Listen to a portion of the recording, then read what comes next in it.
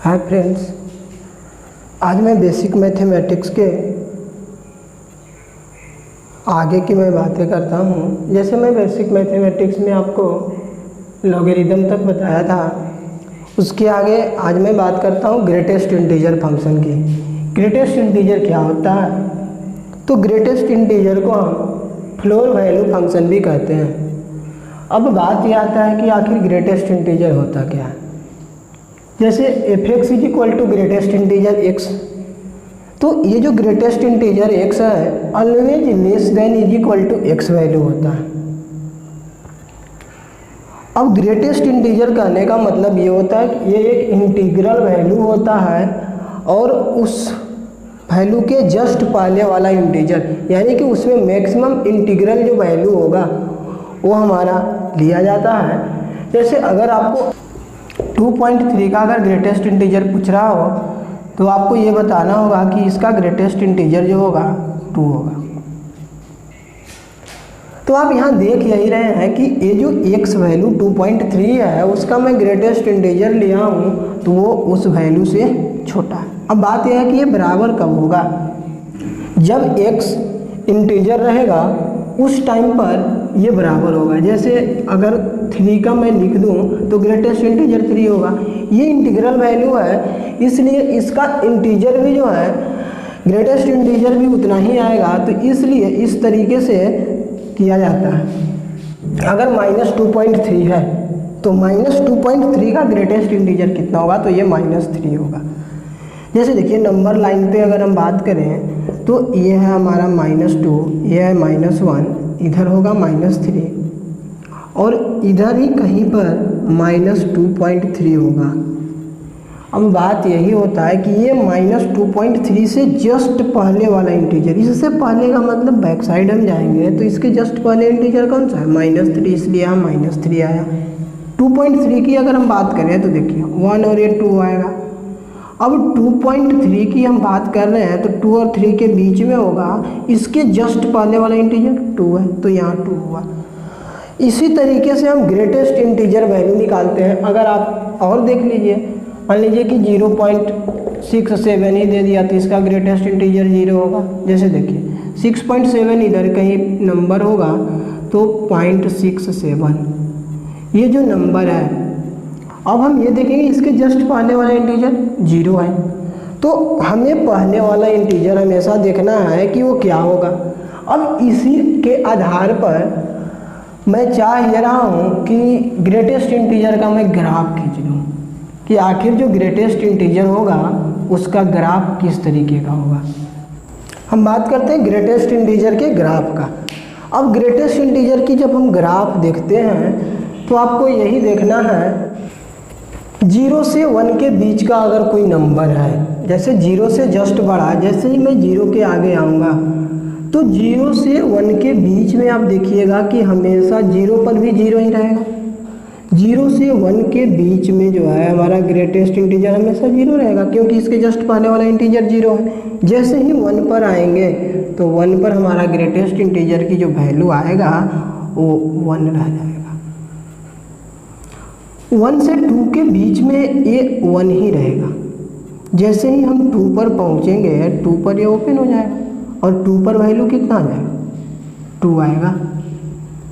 2 पर वैल्यू 2 आएगा। 2 से 3 के बीच में फिर से 2 ही रहेगा और ये 3 पर ओपन हो जाएगा।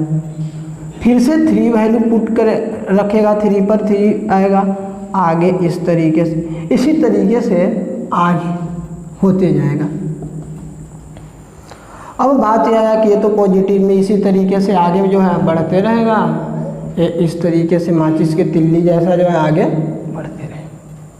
अब देखिए जैसे ही निगेटिव नंबर में आते हैं तो -1 से 0 के बीच में ग्रेटेस्ट इंटीजर जो है आपका -1 आएगा। यहाँ पर ओपन रहेगा क्योंकि 0 पर 0 होगा। जैसे ही यहाँ आइएगा तो यहाँ पर -2 आ जाएगा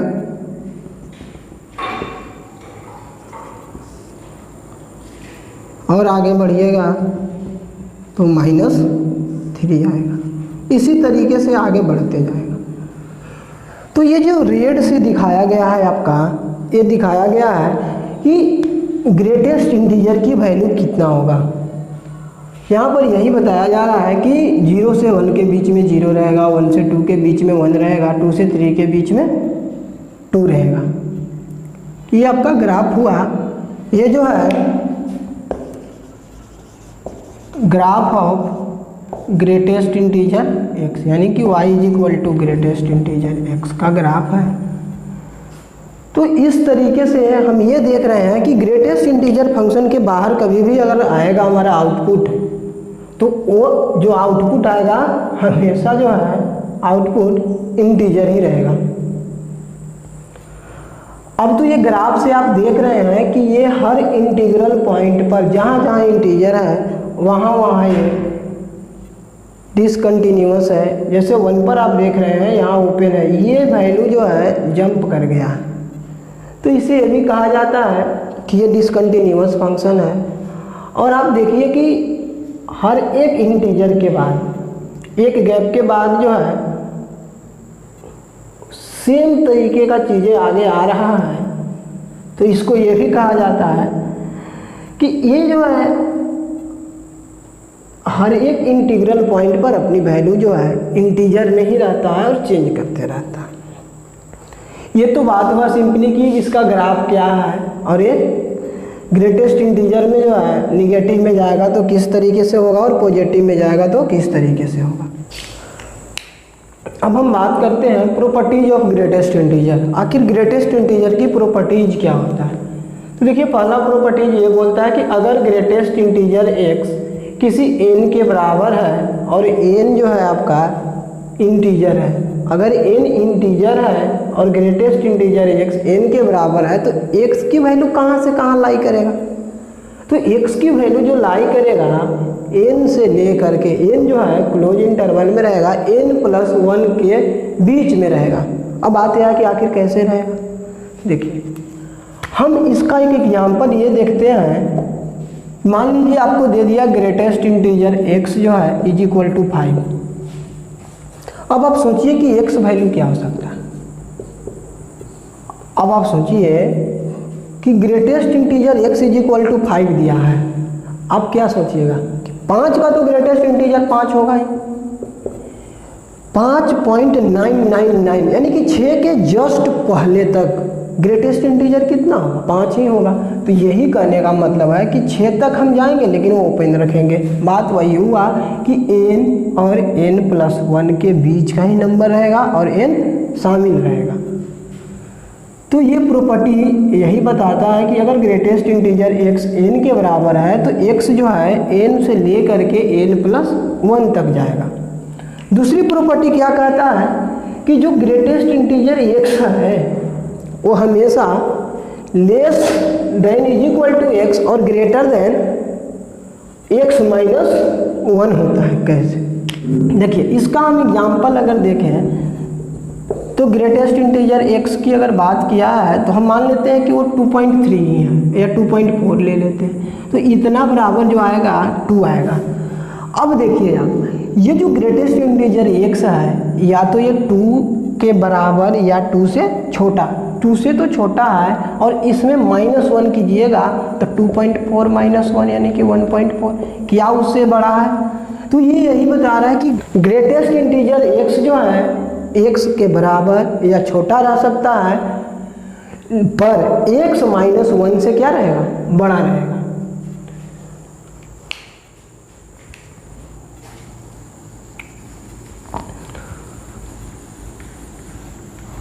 अब बात करते हैं हम तीसरी प्रॉपर्टीज की। तीसरी प्रॉपर्टी ये बताता है कि -x का greatest integer plus greatest integer x is equal to 0 होगा। 0 कब होगा? जब x एक इंटीजर होगा। ये -x का greatest integer plus greatest integer x ये -1 होगा। ये तब होगा जब x जो है इंटीजर नहीं रहेगा। जैसे अब मैं आपको एग्जाम्पल के माध्यम से दिखाता हूँ। जैसे देखिए, अगर आप एग्जाम्पल देखिएगा, मान लेते हैं कि ये जो अभी तो इंटीजर की हम बात कर रहे हैं तो -2 और हम मान लेते हैं 2, दोनों यही है। तो यहाँ पर -2, अभी जो ग्राफ में आप देखे थे -2 पर इंटीग्रल वैल्यू पर जो ग्रेटेस्ट इंटीजर आ रहा था उतना ही आ रहा था, तो ये 0 हो गया। लेकिन यही जब -2.1 रख दें तो ये इंटीग्रल नहीं है। तो आप देखिए -2.1 के जस्ट पहले कौन सा इंटीजर आएगा, -3 आएगा, और यहाँ पर जो आएगा इसके जस्ट पहले वाला 2 आएगा।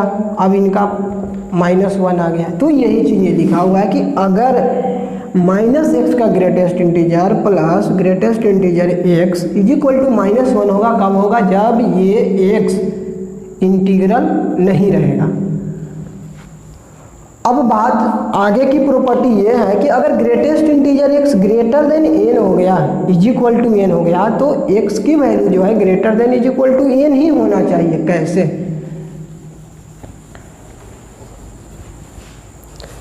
अब एक मैं एग्जांपल ले लेता हूँ। जैसे देखिए एग्जांपल में मैं यही लिया हूँ कि ग्रेटेस्ट इंटीजर जो x है आपका ग्रेटर देन 3 है। अब आप खुद से सोचिए कि हमें x वैल्यू तो लिखना है, बात ये कह रहा है कि हमें 3 चाहिए या 3 से बड़ा तक का चाहिए। आप सोचिए कि किसका ग्रेटेस्ट इंटीजर 3 हो सकता है, 3 का 3 हो सकता है, और 3 से बड़ा यानी कि 4 तक का जो है, 4 के जस्ट पहले तक का ग्रेटेस्ट इंटीजर 3 होगा। और इससे हमें बड़ा, अगर 4, 3 से बड़ा क्या आएगा 4, तो हम इसी से अगर बड़ा नंबर लिख दें तो पूरा की पूरी बातें आ जाएगी, यानी कि इतना होगा।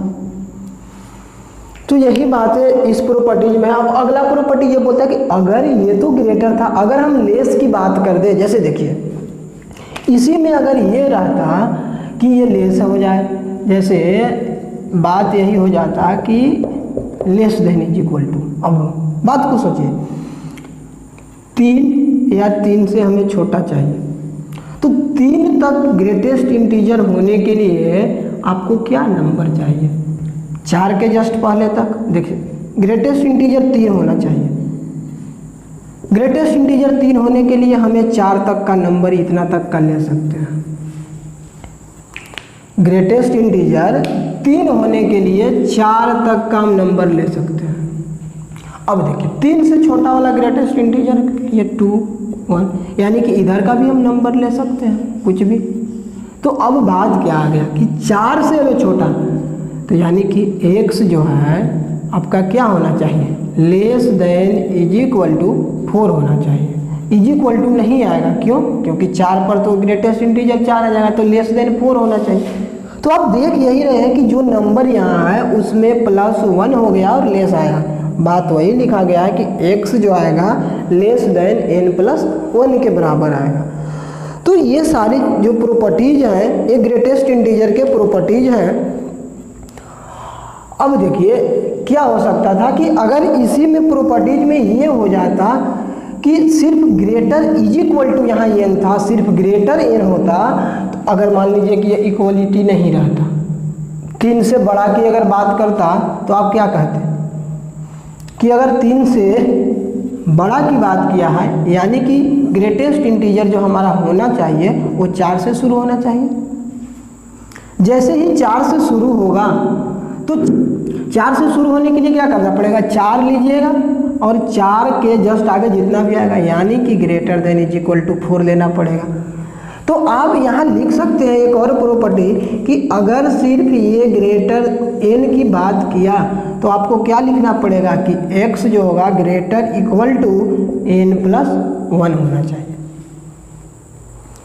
तो इसी तरीके से सारे प्रॉपर्टीज जो है बनते हैं। अब मान लीजिए कि इस तरीके से अब सवाल देगा तो आप कर सकते हैं। एक दो और प्रॉपर्टीज हैं, मैं वो भी आपको लिख देता हूँ। अगला प्रॉपर्टीज ये कहता है कि x बाई n का greatest integer plus x plus 1 by n का greatest integer so on x plus n-1 divided by n का ग्रेटेस्ट इंटीजर जो होगा x के बराबर होगा, x के ग्रेटेस्ट इंटीजर के बराबर होगा। उसी में या तो उसी चीज़ को मैं ये लिख रहा हूँ कि x को मैं बाहर कर लिया और x प्लस 1/n, इस तरीके से आगे x plus n minus 1/n का हम लिख रहे हैं, तो nx के बराबर होना चाहिए। आखिर कैसे आया है? देखिए पहला वाला बात को हम ये कर सकते हैं कि x/n, देखिए इस पहली वाली बात को आप समझिए कि x/n है, इसमें भी हम x/n प्लस 1/n कर सकते हैं, प्लस यहाँ भी x/n प्लस 2/n कर सकते हैं, x/n plus n minus 1/n हम कर सकते हैं। अब आप समझिए कि ये x/n आएगा। अगर हम मान ले रहे हैं कि x/n जो हमारा है, n क्या था, नंबर जो भी है हमारा इंटीजर ही है, तो ये इंटीजर एक हम मान लेते हैं कि x हमारा इंटीजर है। तो अब क्या हो जाएगा कि यहाँ भी जैसे ही 1/n, ये n माइनस 1 तक का अगर डिवीजन गया तो ये तो 0 हो जाएगा, इसका ग्रेटेस्ट इंटीजर में अगर जाएगा तो ये फ्रैक्शनल पार्ट रह जाएगा, ये भी x/n जाएगा। ये n टाइम्स तक x/n आएगा, क्योंकि n minus 1 divided by n 1 से छोटा आएगा और उसका ग्रेटेस्ट इंटीजर क्या हो जाएगा, 0 हो जाएगा। अब देखिए ये n टाइम्स आया है, तो इसी को मैं लिख दिया n इंटू x/n, और ये हो गया ग्रेटेस्ट इंटीजर x, क्योंकि n कट जाएगा, क्योंकि दोनों के दोनों क्या इंटीजर है। अब बात है कि यहाँ पर कैसे करें, यहाँ पर सेम बात है, लिखा गया 1/n क्या हो जाएगा, इसका ग्रेटेस्ट इंटीजर 0 हो जाएगा, इसका भी n माइनस 1/n का भी 0 हो जाएगा। तो ये वाला टर्म n टाइम्स आएगा, तो आप n into greatest integer x लिखिए या ग्रेटेस्ट इंटीजर nx लिखिए, बात सेम हो जाएगा। तो इस तरीके की प्रॉपर्टीज पर सवाल जो है 2-3 बार जेईई मेंस में लिमिट में सवाल पूछ दिया गया है। तो आपको यही ध्यान रखना है कि अगर हम ग्रेटेस्ट इंटीजर पढ़ रहे हैं तो ग्रेटेस्ट इंटीजर की सबसे पहले तो ग्रेटेस्ट इंटीजर होता क्या है, ग्रेटेस्ट इंटीजर जो आपने जस्ट पहले वाला इंटीग्रल वैल्यू को बताता है, उसका ग्राफ क्या है, और उसके बाद उसकी प्रॉपर्टीज पर आपको ज़्यादा ध्यान देना है कि आखिर प्रॉपर्टीज क्या है। मैं आपको 7 प्रॉपर्टीज बताया हूँ, इन्हीं 7 प्रॉपर्टीज पर आपको काम करना है, और आगे मैथमेटिक्स में आपको बहुत आगे मिलने वाला है। तो पूरे मैथमेटिक्स में आपको इसका ध्यान रखना है, और कैलकुलस में खास करके सवाल में तो बहुत ज़्यादा यूज होने वाला है। तो इसको बेसिक में आप अच्छे से तैयार रखें, ताकि आगे जब आप कैलकुलस पढ़ेंगे तो बीच में अगर सवाल आता है तो देख के डर नहीं लगेगा, लिमिट में भी यूज होगा, हर जगह यूज होने वाला है। तो आज के लिए इतना ही, अगली वीडियोज में जो है आपको फ्रैक्शनल पार्ट के बारे में मैं बताऊँगा।